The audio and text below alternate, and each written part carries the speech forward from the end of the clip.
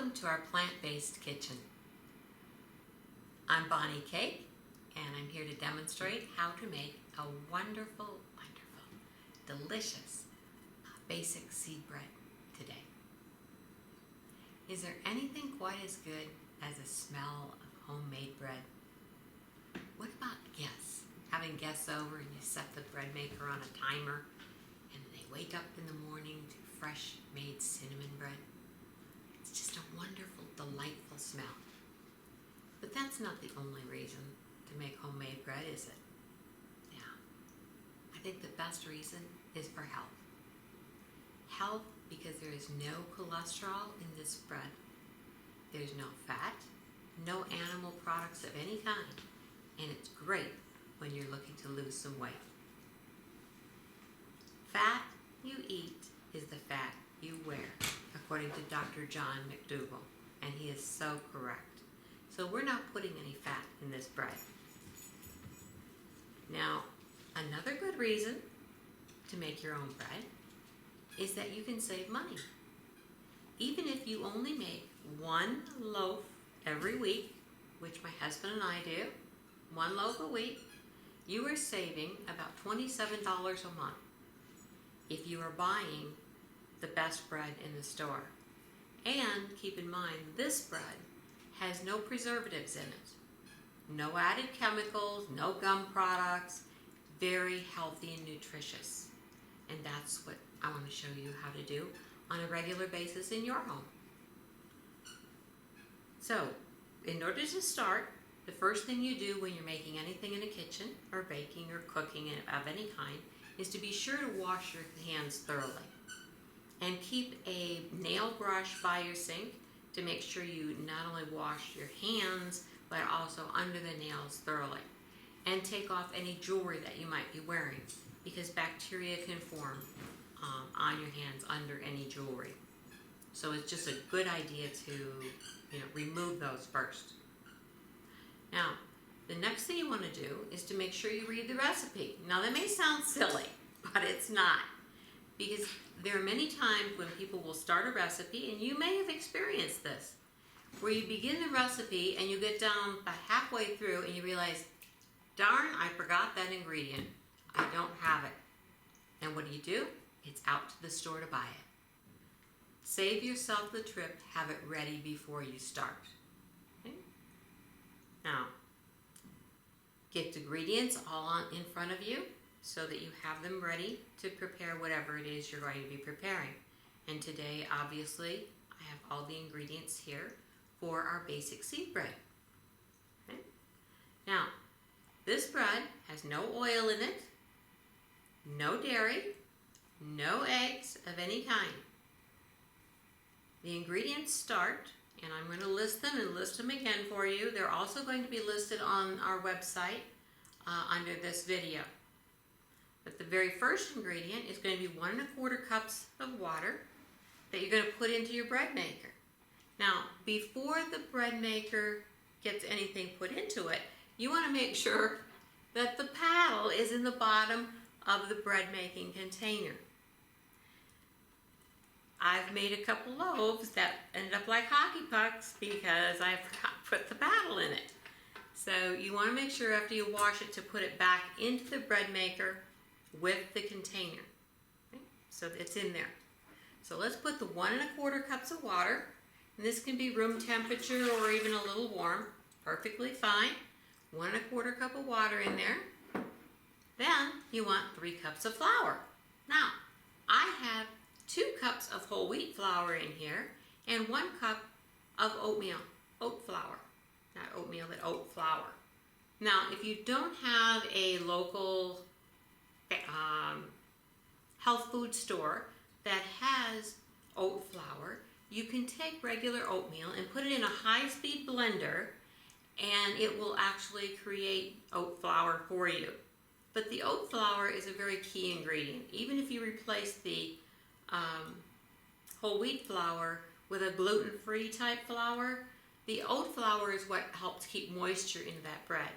So the 3 cups of flour, 2 of your choice. Sometimes I even use rye as one of those cups.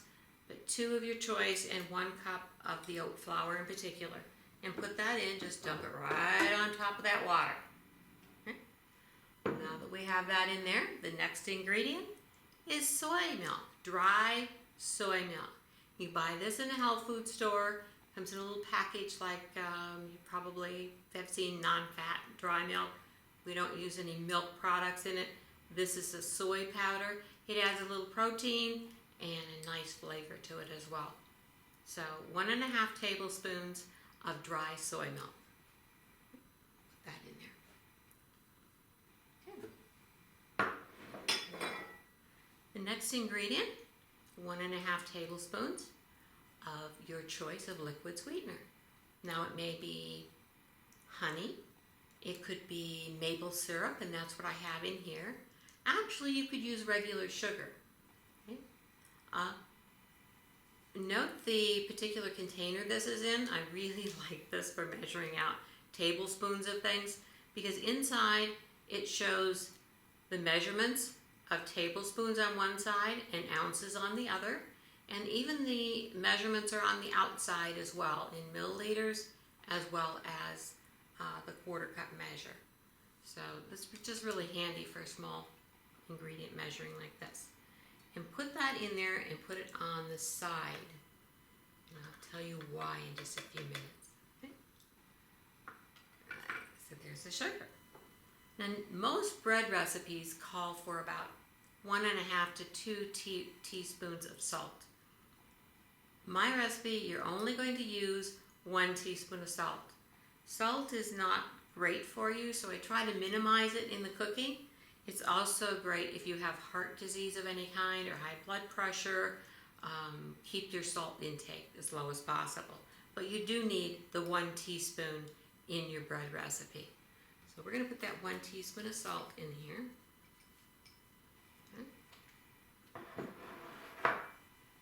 And the next item is optional, but I like to put it in, especially because I live at a higher altitude. Colorado is over a mile high, and so this helps the bread control the raising of it. Because here, if it raises too much, it gets very high and then just falls flat. So you end up with this little dip in the top of your bread. Well, to keep the bread dense, and not too many holes in it, also adds nourishment. And this is wheat gluten, 1 tablespoon of wheat gluten, but like I said, it is optional. So that's going to go in here as well. Okay. Now we only have 2 ingredients left. This is the yeast. Now we're going to use 2 teaspoons of yeast, and I'm going to make a small well in the center of the flour with my finger, and I'm going to put the yeast in here so that it does not touch the sugar or the maple syrup in this case. Okay? Now the reason that we don't let them touch is because when yeast touches the sugar, it begins to react and yeast starts to grow. Now if you're going to bake the bread immediately, that's not such a big deal. But if you put the bread on a timer to bake at a later time, whether that's 2 hours from now so you have hot bread for dinner, or if it's putting it on a timer so that your guests can sleep and they get to smell the aroma of fresh bread in the morning, that's perfectly fine. But you don't want them to touch until this machine actually starts. Okay. The last ingredient is the seeds. Now, in this case, it's 1/2 cup of seeds, and you can put whatever combination you like in it, whether it be hemp seeds or, in this case, pumpkin seeds, sunflower seeds, but 1/2 cup of seeds. That gives that crunch to the bread, and it's just a delicious taste. And I put this around the outside. Okay. And there it is. Now, at this point, we can do either a quick cycle, which actually bakes the bread in less than an hour, or you can do the regular cycle, which may take about 2 hours to actually do, and it has a double kneading. Or you can put it on the delayed cycle, which you set it for the time that you want the bread to be finished. In this case, because of our altitude, I love to do it on the quick cycle because we don't need all that extra raising time because the air is already thin here and it raises beautifully. So we're going to plug it in and turn it on, and it will start its process. Now, in the high altitude, you will notice that the bread does raise more quickly. So if you're in that situation and it raises too quickly and falls in, then you want to adjust the amount of yeast you're using down by 1/4 teaspoon at a time. So let's say you're at more than 5,200 feet, which Denver, Colorado is, then you may want to reduce that amount of yeast slightly. But 2 teaspoons seems to be the right amount when you add the gluten and make it that way. Now, if the bread ends up sinking in the middle, you take it out and it's not rounded nicely, but it's sunk.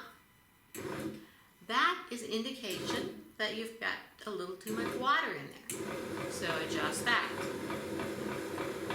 If it ends up very heavy, like a hockey puck in the bottom of there, and it's difficult to get out, then you've got too much flour. So measuring your ingredients is very important. And sometimes it takes a little trial and error, but most of the time you're going to do it exactly what I'm telling you, the different ingredients, and it's going to come out just perfect. You're going to love it. Now, the easiest thing for cutting and storing your bread is going to be with an electric knife.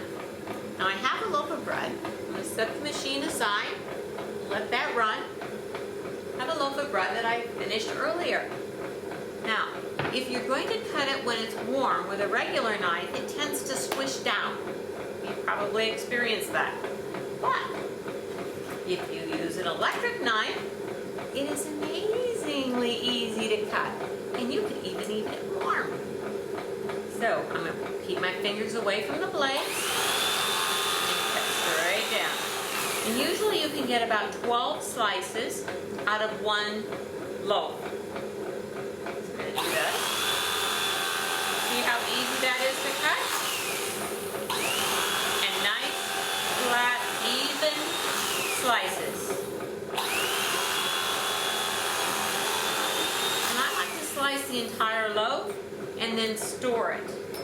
Now you can store your bread in a plastic bag. This is a 1-gallon bag. It works beautifully. Label it here what it is. Sometimes I'll make 2 different loaves. And there's also another option. This is made by Progressive.